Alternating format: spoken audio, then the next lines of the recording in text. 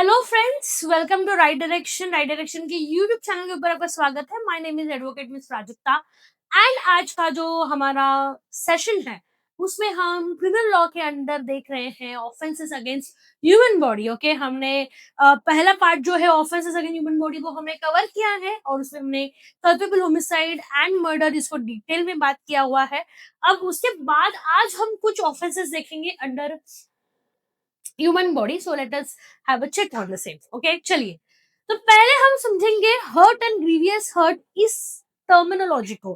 तो hurt and grievous hurt ये क्या है इसको हम समझते हैं। So that comes under criminal law. Okay, so let us start on the same. So hurt section 319 of IPC and 112 of BNS. तो ये कहता क्या है? Whoever causes bodily injury, disease, or infirmity to a person is said to cause a hurt. To constitute hurt, any of the following essentials need to be caused. Okay? अब hurt कब होगा? ठीक है, तो जिसमें पहले तो bodily pain हो, ठीक है, तो यहाँ पे जो meaning है वो ये कह रहा है there need not to be any direct physical contact necessarily. Where the direct result of an act is causing her bodily pain, it is hurt.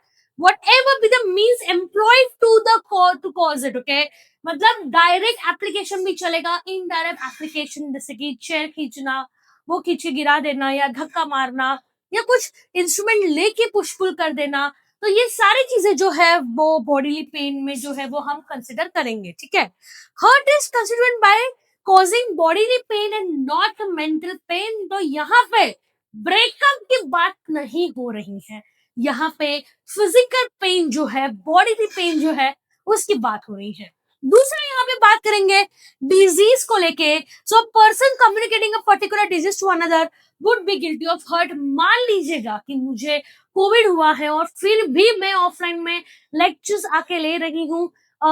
ये जो कोविड है वो स्प्रेड होता है आपके घर में, बुजुर्ग होंगे, आप अगर मुझसे इंटरेक्ट करते हो तो बेबी उन्हें भी ये चीजें हो सकती है और फिर थोड़ा सा कंसर्न हो सकता है। और अगर ये सारी चीजें मैं इंटेंशनली करती हूँ तो उसको हम कहीं ना कहीं डिजीज जो है स्प्रेडिंग के लिए, ये ऑफेंस के लिए हमें अरेस्ट हो सकती है। ठीक है, now in Raga versus Imperio, the Bombay High Court held a prostitute who had a sexual connection with the complainant and thereby communicated the sexual transmitted diseases, okay, which was not correct, and she was sued under hurt of hurt के अंदर जो disease है उस clause के अंदर उन्हें हमने सू किया था। ठीक है, चलिए आगे बढ़ते हैं। अब तीसरा जो पार्ट है उसको कहा जाएगा infirmity. Now what do mean by infirmity? मतलब जो आपके फर्म ऑर्गन्स है उसको कहीं ना कहीं इनफॉर्म कर देना, उसको हम बोलते हैं infirmity. It means the ability of an organ to perform its normal function which may either be temporary or permanent. It denotes any kind of temporary mental impairment, hysteria और terror. तो भैया यहाँ पे बात हो रही है फर्म ऑर्गन्स को इन्फॉर्म करने की, आपकी मसल्स की थोड़ी वेर एंड टेयर होने की। सो any such permanent or temporary damage can lead to into hurt and it can lead into the you can be behind the bars if you cause such kind of hurt to someone. Okay, अब hurt जो है ना उसकी intensity थोड़ी सी कम होती है। ठीक है, अब बात करते हैं हम ग्रीवियस हर्ट की। ओके, तो अगर मैं ग्रीवियस हर्ट के बारे में बात करूं which is section 114 under BNS, तो वो क्या कहता है? The following kind of hurts can be grievous. Each of them has been defined in the Bare Act as it is provided above. तो पहला है emasculation. ओके, उसी में आएगा permanent injury to eyesight or both the eyes or to either of the eye, permanent deafness or injury to the ear, privitation to any member or joint, that is loss of limb, impairing of limb, permanent disfigurement of the head और the face. तो ये जो लड़के लोग होते हैं ना, मुंह तोड़ दूंगा, हाथ तोड़ दूंगा, आंख फोड़ दूंगा, कान के नीचे बजा के दूं क्या, अगर इन सब चक्कर के वजह से कोई भी 20 दिन के ऊपर सीवियर पेन की वजह से अगर हॉस्पिटलाइज होता है, then all this acts are punishable under grievous hurt. Okay, तो जैसे कि हमने देखा होगा कि हर्ट में आप इतने दिन के लिए हॉस्पिटलाइज नहीं होते हो, बट ग्रीवियस हर्ट के लिए जी हाँ, okay. So hospitalisation should be more than 20 days। और इसमें से दिए गए हुए कोई भी एक्टिविटी अगर आप करते हो जो कि नहीं करनी चाहिए, कि कानून नहीं बोला है करने से, तो फिर आपको अरेस्ट हो सकती है and you can be behind the bars as well, okay. तो this is grievous hurt under section 114 of BNS, ठीक है। चलिए और थोड़ा सा आगे बढ़ते हैं and let us go more in detail with this. Again जैसे मैंने पहले भी कहा है कि रीडिंग मटेरियल भी हमने काफी डाला हुआ है यहाँ पे। अगर आप स्लाइड्स भी गो थ्रू करते हो तो भी आराम से इस एग्जाम को क्लियर कर सकते हो, आपको कोई और बुक देखने की जरूरत नहीं है, क्योंकि यहाँ पे हमने डेफिनेशंस, प्रोविजंस, मीनिंग्स, इस चीजों को पॉइंट वाइज हर्ट और ग्रीवियस हर्ट को बाइफरकेट करते हुए समझाया हुआ है, तो quite self explainable and quite readable. So okay, so now after hurt and grievous hurt, we will now start with kidnapping. Okay, so let us understand what you mean by kidnapping, abduction, ये क्या होता है. Let us understand that in detail. Okay, so ये है and another offense which is against your human body. तो यहाँ पे हम बात कर रहे हैं kidnapping. The sections are added to defend the bodily freedom of an individual. Kidnapping is usually used under the context of children who are minor, okay.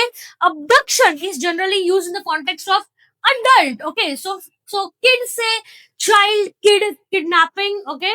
So you can associate it with minor. Abduction talks about being with adults. So here this is the case. चलो अब और थोड़ा सा आगे बढ़ते हैं. Now we have kidnapping from India and kidnapping from lawful guardianship. अभी के लिए एंट्रेंस के लिए अपने को सिर्फ फोकस करना है kidnapping from lawful guardianship. Okay, चलो let's move on. So kidnapping को अगर हम एक्सप्लेन करें एक इजी इक्वेशन फॉर्मेट में, तो उसको हम कैसे करेंगे? माइनर और person of any signed of mind plus taken away from lawful guardian without lawful consent or without the guardian's consent will be called as kidnapping from lawful guardianship. Okay, तो kidnapping में क्या important है कि तुम बच्चे को उसके lawful guardian से दूर लेके जा रहे हो without guardian's consent या without guardian's permission. Okay, this will be called as kidnapping.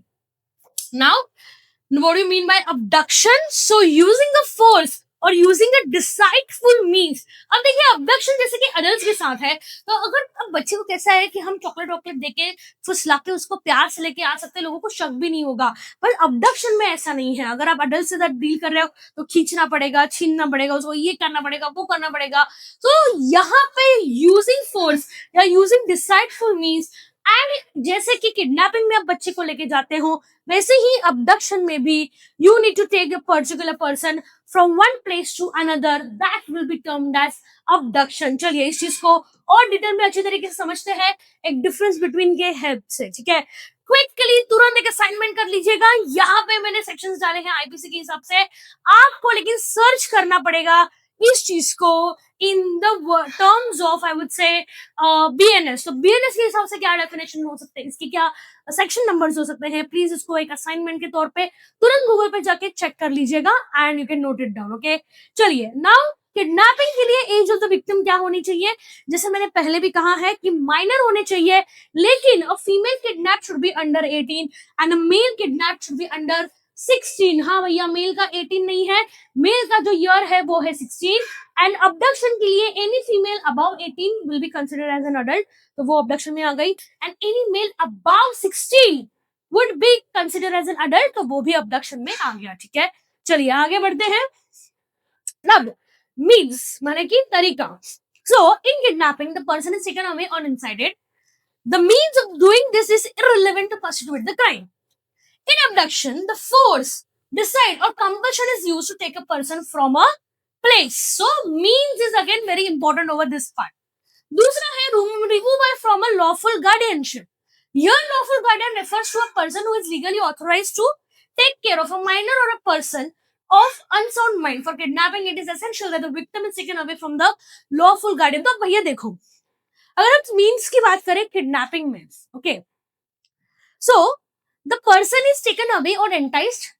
The means of the doing this is irrelevant to constitute the crime. Just because आप बच्चे को हंसते प्यार से लेके जा रहे हो, that doesn't mean कि तुमने किडनैपिंग नहीं की है. मीन्स मायने नहीं देता है इन किडनैपिंग. तरीका कोई भी हो, अगर आप बच्चे को विदाउट कंसेंट, विदाउट परमिशन लेके जा रहे हो तो इट इज अ प्रॉब्लम. चलिए, इन अबडक्शन क्या है? फोर्स, डिसाइड और compulsion is use to take a person from a place. So in abduction जो है वो फोर्स या एक कंपल्शन होना चाहिए एक जगह से दूसरे जगह पे लेके जाने के टाइम पे। किडनैपिंग में फोर्स हो, प्यार से हो, कुछ मायने रखता नहीं है। रिमूवल ऑफ लॉफुल गार्डियनशिप, यहाँ पे माइनर के केस में तुम्हें से बच्चे को लेके जा रहे हो तो वो गार्डियन की परमिशन के बगैर है। अब गार्डियन जरूरी नहीं कि पेरेंट्स ही हो, वो बच्चा उस वक्त जिस किसके कस्टडी में है वो लॉफुल गार्डियन बन जाएगा। मतलब अगर पेरेंट्स नहीं है, कोई होम टेकर है जो केयर ले रहा है या बेबी सिटर है, तो वो व्यक्ति वहां पे लॉफुल गार्डियन रहेगी क्योंकि उसके पास पेरेंट ने अपने खुद के विल से बच्चा दिया है। आप अगर उस बच्चे को लेके जाते हो, so there will be removal from the lawful guardianship. In abduction, there is no concept of taking a person away from his or her lawful guardian, क्योंकि तुम मर्डर के साथ डील कर रहे हो तो यहाँ पे lawful guardian की बात नहीं आएगी। दूसरी चीज, consent of the victim. So consent of the person kidnapped is immaterial. However, the consent of the guardian can be material. बच्चा हंसते हुए आ रहा है, कैसे आ रहा है, क्या आ रहा है, कंसेंट मायने नहीं रखता। तुम कोर्ट में नहीं बोल सकते कि बच्चा खुद मेरे साथ आ गया, नहीं। अगर वैसा बच्चा खुद आ भी रहा है तो ये तुम्हारी जिम्मेदारी है कि तुम उसको पेरेंट के पास वापस पहुंचा रहे हो, आप उसको रख नहीं सकते वरना किडनैपिंग की केस लग सकती है। लेकिन in the case of abduction, the person abducted gives his or her consent, it is considered that there is no offence. ठीक है, चलिए देखिए अब क्या होता है। तुम बोलोगे भाई अबडक्शन के लिए कौन कंसेंट देगा? तो अबडक्शन के लिए कोई कंसेंट नहीं देता है, पर अबडक्शन के लिए भले ही कोई कंसेंट ना दे, लेकिन आपने ये चीज सुनी होगी जहां पे अक्सर हम बोलते हैं कि इलोप मैरिजेस या भाग के शादी करते हैं, राइट? तो क्या हो जाता है जब लड़की भाग के जाती है तो लड़की के जो घर वाले होते हैं वो इमोशनली बहुत एक्साइटेड होते हैं, बहुत चार्ज्ड अप होते हैं, ठीक है, and so on. So looking at all these things, I would say when it comes to the consent of the thing, in the consent the person abducted gives his or her consent। तो यहाँ पे लड़की अगर खुद के consent से जाती है तो वो अबडक्शन में रहेंगी, ठीक है, and this will be considered as an abduction and hence there is no offence then, okay, क्योंकि लड़की ने खुद का कंसेंट दिया है। तो लड़की वाली के जो घर वाले ना पहले पुलिस में नहीं अगवा कर लिया हमारी लड़की को, ये क्लॉज लगाओ वो क्लॉज लगाओ, पर अगर लड़की आके वहां पे बोल देती है कि बाबा मैं खुद के कंसेंट से गई थी, then there is no problem, okay. The intention of the accuse, so in kidnapping the intention of the person kidnapping the minor or the person of unsound mind does not matter. In abduction, yes, even accused का जो intention है वो मायने रखता है कि ये भैया ऐसा उसको क्यों कर रहा है या किससे भी वो अगर अबडक्ट कर रहा है तो किस वजह से कर रहा है। बट अगर आप एक चीज अच्छी तरीके से देखोगे, किडनैपिंग में means removal of the guardianship, consent of the victim and the intention of the accuse, ये कुछ भी मायने रखता नहीं है, ओके। तो मायने रखता क्या है? तो अबडक्शन में क्या ये चीजें मायने रखती हैं? जी हाँ, अबडक्शन में मायने रखती हैं, बट किडनैपिंग में नहीं रखती हैं। तो आप कोई भी बच्चे को उठा के ऐसे ही नहीं लेके आ सकते, ठीक है। आई होप ये डिफरेंस बिटवीन क्लियर हो गया होगा। If not, please take a screenshot या इसकी पीपीटीज के लिए आप हमारी टीम को कांटेक्ट कर सकते हो। Just go through it and if you want anything more, feel free to contact us, ठीक है। Now let us start with one example। तो यहाँ पे एग्जाम्पल है, मैं चाहती हूँ कि प्लीज आप इस चीज को अच्छी तरीके से देखें, okay. Read the question, let's read the question and let us understand. ये बहुत ही ट्रिकी क्वेश्चन है, my personal favourite, so let us start on this, okay. So principle बात कर रहा है किडनैपिंग के ऊपर जो भी हमने देखा, and now let us start with the fact, okay. So a female born on Jan 1, 1995 got admitted to an undergraduate program of a reputed university on July 1, 2012. She became friendly with one of the boys born on June 1, 1994 of her class. The boy and the girl decided to get married. The parents of the boy agreed, but the family of the girl did not. On December 15, the girl made a call from a BlackBerry to the boy. The girl told the boy to come in his car at a particular place and time. The boy reached the stipulated place Before the stipulated time, he waited there for about an half an hour. The girl reached the stipulated place. She opened the door and the car and sat beside the boy who was on the driving seat. Without exchanging any pleasantries, the boy drove the car to an unknown place. The father of the girl launched an FIR in the nearest police station on January 20, 2013. Okay? So the boy has committed the offense of kidnapping. The boy has committed the offense of not committed the offense of kidnapping. The boy has not committed the offense of kidnapping, or there is a delay in filing the FIR. The boy has not committed the offense of kidnapping because the girl was his classmate. Okay, तो यहाँ पे पहले तो हमें देखना है kidnapping हुई है या नहीं हुई है, जिसके लिए हमें ये जो नंबर्स है वो हेल्प करेंगे. तो लड़की जो बॉर्न हुई है वो बॉर्न हुई है 1995 में, और 2000 जुलाई 2021 में वो लेती है यूनिवर्सिटी में एडमिशन. मतलब इसकी उम्र यहाँ पे आ जाती है 17 साल की. ठीक है, अब दिसंबर 15 2025 को वो लड़की प्लान करती है कि हमें भागना है. ओके, एंड कहीं ना कहीं हमें जाना है, and she has to meet the boy and she has to elope with that boy. अब ये जो प्लान बनता है वो बनता है 15 दिसंबर को, राइट? मतलब 15-16 दिसंबर को वो चली जाती है. मतलब उसका जो बर्थडे है वो आने वाला है, मतलब 18 इयर्स कंप्लीट होने के लिए Jan 1 2023 का हमें वेट करना पड़ेगा. बट वो 17th ईयर में ही भाग जाती है, और उसके जो पिताजी हैं वो FIR करते हैं जनवरी 20 को, जब वो 18 की हो चुकी है. लेकिन जब वो भाग के गई तब उसका एज क्या था वो मायने रखता है.